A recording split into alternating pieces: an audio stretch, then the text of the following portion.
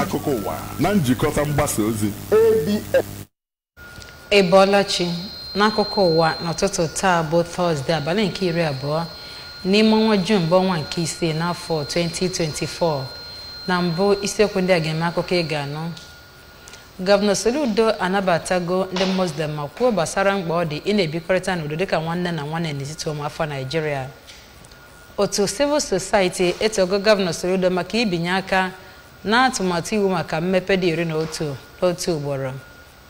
Gọvanọ Fubara nke Rivers State edugo ndị isi oche kọmitii nchere oge n'iyi ọrụ dịka a na-aga na katakata nwere na steeti ahụ. Na mba ofesi, Putin na Kim nke North Korea ebinyego aka nkwekọrịta njikọ aka. Tupu nere akụkọ anyị n'uju geregodozi apụrụ iche, Gọvanọ Chukwuma Soludo abịaghị weta mgbanwe n'ozuzu oke ịhazi ọnọdụ akụnụba Anambra steeti nakwa ịkwalite oke ihe ahụ eji mara ndị Igbo ka anyị kwado ya n'ozuzu oke maka ọrụ chere ya n'ihu. Ọka akụkọ bụ Ifeọma Akife gere akụkọ anyị n'uju. Gọvanọ Chukwuma Soludo adịgo ụmụafọ Naịjirịa ọdụ ka ha nwee akparamagwa ịmụta ihe dị na mmemme Sala emere na nso nso a. Gọvanọ Soludo emere ka amata nke mgbe ndị Muslim nọ na Anambra steeti bịara njem na ebe obi gọvanọ dị n'Amawbịa gụpụtara ihe mmụta dịgasị iche iche bụ nke gụnyere achụmaja, ibi na ịdị n'otu nakwa okwukwe. Onye nta akụkọ anyị n'obi gọọmenti bụ Ejike Abana kọrọ akụkọ a n'uju ya. Soludo kwuru mkpa ọ dị inwe ịdị n'otu n'obodo Naịjirịa n'agbanyeghị na a na-asụ n'onu dị iche iche ma kwuo na ọ bụ ya ka obodo Naịjirịa ga-eji wee wuo obodo bụ eji amatụ. Ndị ahụ bịara ya bụ njem bụ nke onye do ha bụ Vice President General nakwa Chairman Jama'atu Nasirul Islam JNI Anambra State Alhaji Sani Onyeabo Ejo kwuru na ya bụ njem ha bịara bụ iji wee bịa ka ha na Gọvanọ Soludo bụ na steeti a nwee ike nwee mkparịta ụbụbọ etu ha si eme n'olili Sala ha. Ọ gara n'iru too Gọvanọ Soludo maka mbọ niile ọ na-agba ma ezi ọrụ niile ọ na-arụ bụ nke mere ndị mmadụ ji nnọọ wee na-enyezi ya onyinye nkwanye ugwu dị iche iche ebe o kpere ya ekpere ma gwa ya ka ọ gaa n'iru. Chief of Staff nyegara Gọvanọ Soludo Maazị Ernest Ezajuri, onye ji ọkwa Principal Secretary nyegara Gọvanọ Ọkaiwu Joaquin na Neto, Kọmishọna na-ahụ maka ọrụ pụrụ iche Ọkaiwu Beverly Ibeazụ nke ndị iche tinyere ndị ọzọ bụ ndị bịara ya bụ mmemme. Ejike Abana maka akụkọ ụwa ABS. Jigodo ọkwa Vice Chancellor Mahadum Nnamdi Azikiwe bụ ọkammụta Joseph Ikechebelo anabatago okpoko onye isi oche Winco Group Dr. Godwin Okafọ na-akpọ ka ya nye ohere ka ya wube ụlọ obibi ụmụakwụkwọ na ya bụ mahadum iji wee nye aka kepụta ebe obibi maka igwe ọnụọgụ ụmụakwụkwọ nọ na ya bụ mahadum. Ọkammụta Ikechebelo nyere nkwado mgbe Dr. Okafọ bịara njem mkpọtụrụ n'ụlọ ọrụ ya na ndị isi ụlọ ọrụ ahụ. Onye ọrụ ya bụ Chukwuemeka Modelem ji akụkọ a wee bịa. Mgbe ọ na-anabata ndị ụlọọrụ Winco Group, ọkammụta Ikechebelo kọwara ha dịka ndị na-eme nke ọma n'ihe gbasara akwa ndina ma kelekwa ha maka hụ na ya bụ ụlọ akwụkwọ mahadum na-aga n'ihu. Ọkammụta Ikechebelo mere ka amata na ịrụ ụlọ ebe ụmụ akwụkwọ ha ga-ebi bụ nke dị ha oke mkpa n'ihi na ọ ga-eme ka ọtụtụ ụmụ akwụkwọ nwee ebe obibi ma yọọkwa ndị ọgaranya bi na steeti a ka ha ṅomie ndị ụlọọrụ Winco Group site n'ịbịa na ya bụ mahadum ma rụọkwa ụlọ ebe ọtụtụ ụmụ akwụkwọ ga-ebi. Ọkammụta Ikechebelo gara n'ihu wee kwuo na ọ bụ site n'aka ndị mmadụ na-enyere ya bụ ụlọ akwụkwọ nkwado ha na-enwetakwazi site na ụmụ akwụkwọ ha ndị pụgoro apụ nakwazi gọọmenti etiti bụ ebe ha si enweta ego ha ji arụ ọrụ na ya bụ mahadum ma mee ka amata na inye ha nkwado bụ nke dị ha oke mkpa. O mekwazịrị ka amata ọkammụta Ikechebelo nabatakwazịrị ayịyọ Maazị Okafọ bụ onye isi ụlọọrụ Winco Group yọrọ ya ka ewepụta ebe ga-aza aha Winco Group na ama egwuregwu nke dị na ya bụ mahadum. ọ gakwaziri n'ihu wee kelee ọkammụta Ikechebelu na mbugo ebugoro ya n'ọkwa dịka onye isi nke mahadum Nnamdi Azikiwe ma kwe ya nkwa na ọ ga-enye ya nkwado niile ọ chọrọ n'aka ya ka o were mee nke ọma ma buliekwa ya bụ mahadum n'ogo dị elu. N'ozi ekele ya, onye na-elekọta ya bụ ụlọ ọrụ bụ Maazị Ogechukwu Ihuọha kelekwaziri ọkammụta Ikechebelu na mbugo elu ebugoro ya dịka onye isi ya bụ mahadum ma kelekwa ya maka ịnabata arịrịọ niile ha rịọrọ ya ma mere ha ya ma kwe ya nkwa na ha ga-enye ya nkwado niile ọ chọrọ n'aka ha. Site n'Ọka, abụ m Chukwuemeka Maọdịlem. Otu Civil Society Network Axonet na Anambra State akọwago Gọvanọ Chukwuma Soludo dịka Mr. Integrity nakwa a na-ekwu ekwu a na-ememe maka ibinye aka n'atụmatụ iwu 11 mee ka ọ bụrụ iwu ọkachasị iwu Anambra Electoral Law. Axonet bụ otu jikọrọ ụmụafọ maka nkwado na ezi ọchịchị na Anambra State. Onye ndu ndị otu ahụ Prince Chris Azọ mere ka amata na abịa ihe gọvanọ mere bụ nke ahụbeghị oyiri ya anụbeghị akụkọ dị otu ahụ n'oge gara aga na steeti a. Dịka Prince Azọ si wee kwuo, ụdị ihe dị otu ahụ bụ nke ahụtara na ezigbote ọchịchị nke steeti a dịka ebinyere aka n'atụmatụ iwu 11 wee menye ka ọ bụrụ iwu n'otu ụbọchị mbụ, nke gosipụtara etu esi wee weta ọgọdọ n'ime ihe n'usoro iwu na ezi ọchịchị ma mee ka amatakwa na ọ bụ nnọọ nnukwute ihe kwesịrị ka etu onye n'ebe ọ dị ukwuu. A ga-echeta na Gọvanọ Soludo mebere ihe akụkọ ụbọchị Tuzdee abalị 11 nke ọnwa Juun mgbe o binyere aka n'atụmatụ iwu 11 bụ nke a kwadoro site n'aka alaka omebe iwu Anambra Steeti nke 8. Ya bụ atụmatụ iwu ndị o binyere aka gụnyere Anambra Electoral Law nke afọ 2024, Anambra State Touting Prohibition Law nke afọ 2024, Secret Court and Similar Activities Prohibition Law nke afọ 2024, Health Facilities and Accreditation Law Agency Law nke afọ 2024, Anambra State Peace Building and Conflict Management Agency. Ndị ọzọ gụnyere Anambra State Oil and Gas Producing Areas Development Commission Law nke afọ 2024, Market Safety and Protection Law nke afọ 2024, Trafficking in Persons Prohibition Law nke afọ 2024, Anambra State Private Colleges of Nursing and Midwifery Law nke afọ 2024, Law to amend Anambra State House of Assembly Service Commission nke afọ 2021 nakwa ihe ndị ọzọ metụtabara ya, Anambra State Revenue Administration Consolidation and Harmonization Law nke afọ 2024.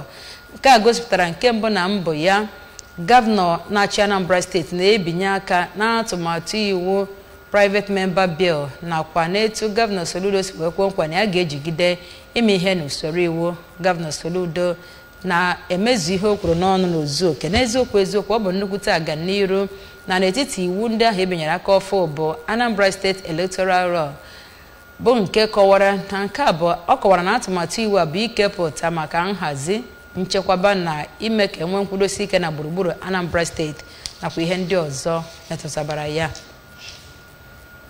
Site n'etu ahụ esi wee kpọchie Electronic Spare Parts Market dị na Iweka Road Ọnịcha site n'aka gọọmenti Anambra State, otu akpọrọ Association of Radio and Television Technicians Anambra State Chapter ezigagozi gbatara anya ọsọ enyemaka nye gọọmenti steeti a bụ Gọvanọ Ọkammụta Chukwuma Soludo. Ndị otu ahụ kpọrọ oku site n'aka onye isi oche ha bụ Maazị Sebastian Ekonite na ụlọọrụ Asmata Modebe Street Ọnịcha. Onye ọrụ ebe Mengini Ọsadebe nọ n'ebe ahụ ma weta akụkọ a n'aha ABS. Ndị ọrụ aka ahụ bụ ndị bucha ihe ederede dịka Gọvanọ Soludo ị na-eme ọfụma. Ndị otu na-alụzi redio na telivishọn abụghị ndị otu na-azụ ahịa akọrọngwa eji alụzi ihe ọkụ latrik. Gọvanọ Soludo gbọtara anyị ọsọ enyemaka.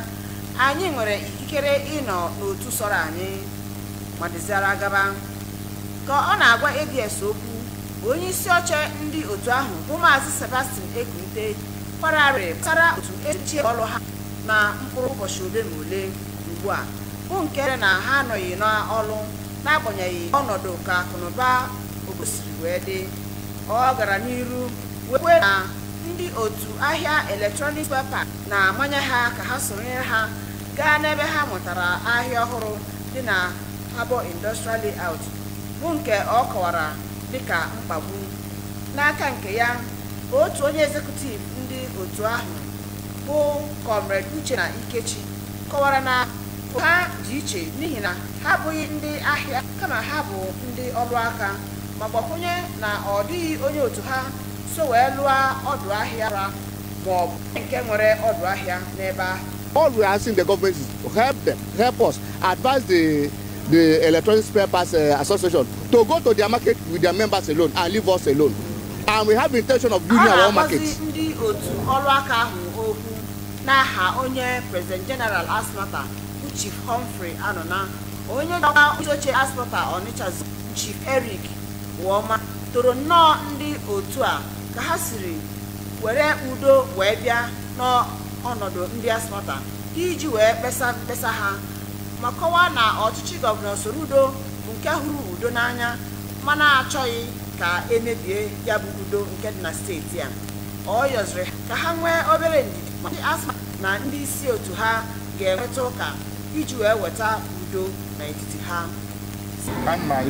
Our governor achọrọ ya na-eme mkpọpụ ma ọ ime protest. Unu ga-arọpụta mmadụ one ma ole ọnwa bịa a na-akpọ chairman unu. Ụlọ ihe m na-ekwu a na-akpọ chairman unu ya enwe ike bịa achịkọ isi ọnụ mụrụ ka a ga-esi gafụ ọga anyị egarịsị ahụ ya nwa dị charge ahịa niile nọ na Anambra State. Ya nwa almost the commissioner dị in charge of all the markets. Ihe anyị ga-emekwa iji nwayọọ gwa ya lee ụdị rịpọtụ anyị nwetara n'ọfịs. Site na Mọdebe nke dị n'Ọnịcha, Emengini Ọsadebe maka Kowa ABS.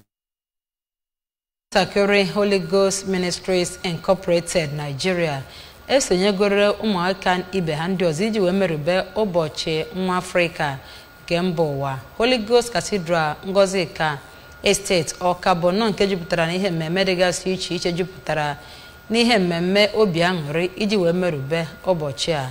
Onye ọrụ anyị bụ Amaka Chibụzọ Okoye gara sonyere ha ma wetara anyị akụkọ ka o si gaa. Maazị ụlọụka ahụ bụ ndị nwere obi aṅụrị ma jiri ọtụtụ izu ụka wee kwadobe maka ụbọchị ahụ.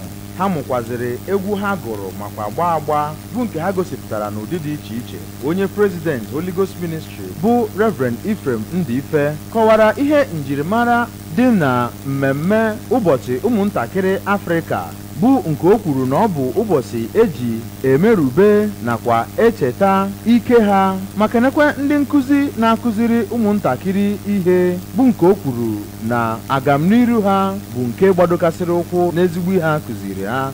Onye minista ọzọ bụ Reverend Christy Ndife mere ka amata na mmemme ahụ bụ nke na-eme ka ụmụazị ghọta onwe ha ma mazikwara ka eji ọnatarachi Chineke nyere ha wee mepụta ezigbo ihe na ndụ ha iji wee nyere ezinụlọ ha aka nakwazi obodo gba gburugburu. Na mbụre n'ozi ya, otu nwatakịrị bụ Heaven Mmadụ Abụchukwu mere ka amata na ụmụntakịrị bụ okwukwe enwere n'ọganihu bụ nke o kwupụtazikwara mkpa ọ dị ịdị na-akwado ha nakwazi agba ha ume. Ọ yọrọ ndị nne na nna nakwazi ndị nneta ka ha zụọ ụmụ ha otu o kwesịrị n'ihi na mgbe ha ga-eto ka ha ghara ịlaghachi azụ maọbụ dapụ na okwukwe dịka akwụkwọ nsọ si kwuo. Ọ gbakwaziri ndị ahụ bịara ụbọchị ahụ ume ka ha gbasoo ndị na-afụta maka enyemaka ụmụntakịrị ma kwadokwe ha ka ha nwee ezi ndụ. Mmemme ahụ bụ nke bịara n'uju site n'ekpere ekpere ụmụazị, egwu agụrụ, ihe ejije emekwere na ọtụtụ ihe ndị ọzọ. Siminalayi Fubara nke Rivers State edugo n'iyi ọlụ ndị isi oche kọmiti nchere oge maka kansụl ime obodo 23 dị na steeti ahụ.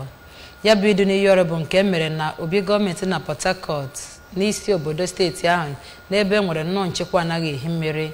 Ya bụ idu n'iyi ọrụ bịara ka ọ gachara otu ụbọchị o ji wee ziga aha ndị ahụ n'aka alaka omebe steeti ahụ nke onye ndu ha bụ onye okwupụta okwu ngalaba nke ọzọ ndị alaka omebe iwu bụ Victor Jumbo. A ga-echeta na ndị omebe iwu ahụ gwararị ndị ahụ ewetara aha ha maka nyocha ka ha bịa n'isi ụtụtụ n'oge ọ kụrụ ihe dịka elekere 8 nke ụtụtụ ụbọchị ahụ.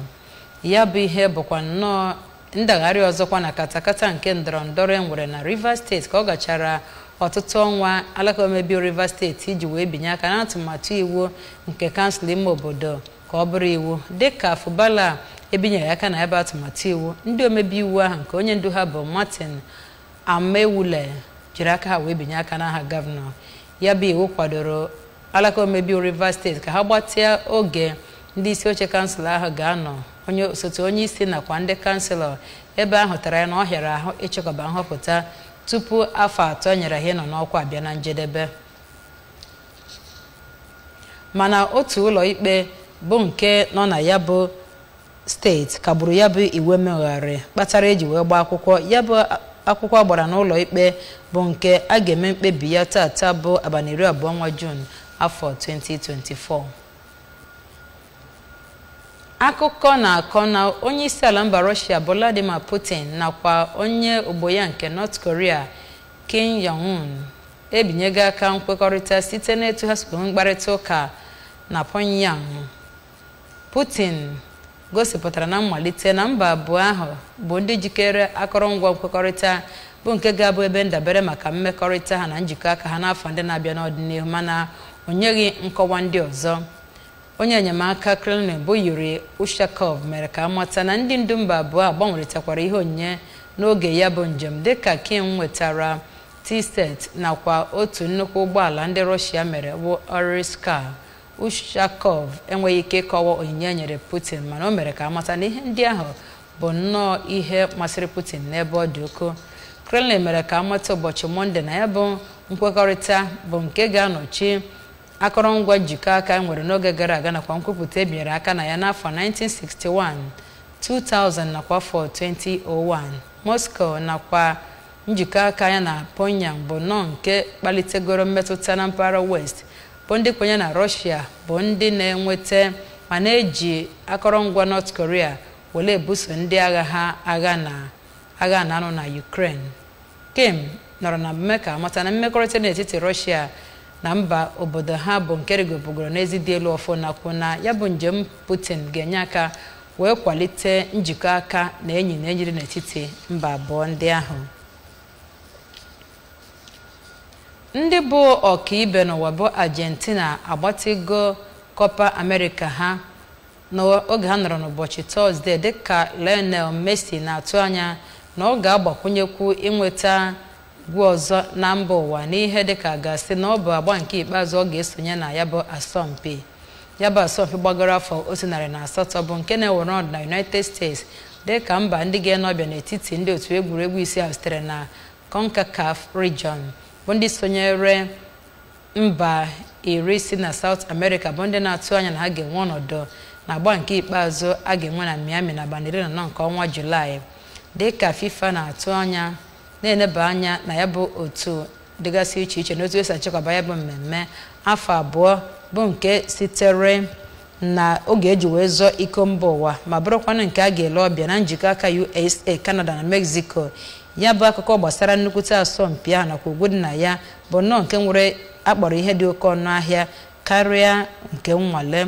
Argentina bụ ndị ritegoro ihe nrite ya bụ Copa ugboro 15 karịa nke emeriri ha n'afọ 2021 n'oge nke Messi nakwa coach Lionel Scaloni bụkwanụ ndị nke gbara mbọ n'ebe ọ dị ukwuu na ibute iko mba ụwa dịka ndị a maara amara gụnyere Angel Di Maria nakwa Nicolas Otamendi bụ nnọọ ndị ọ na-adị ka ha ga-esonye na agba nke ikpeazụ na ya bụ nnukwute asọmpi. Enweghị ike ịkọwa ma nke a bụ nke ikpeazụ ya Messi ga-esonye na ya bụ asọmpi bọọlụ mba ụwa. Ya bụ onye tụrụgoro ugo mmeri Ballon d'Or ugboro 8 bụ onye na-agbazi bọọlụ ugbu a na Major League Soccer dịka Inter Miami bụ ndị o sonyere ma bụrụkwa na onye ga-agba afọ 37 abalị 4 ka ọ gachara ụbọchị mmalite ụbọchị Thursday na Atlanta megide Canada ma bụrụkwa na onye ekpebibeghị ma ọ ga-esonye na ya bụ asọmpi ịzọ iko mba ụwa nke 6.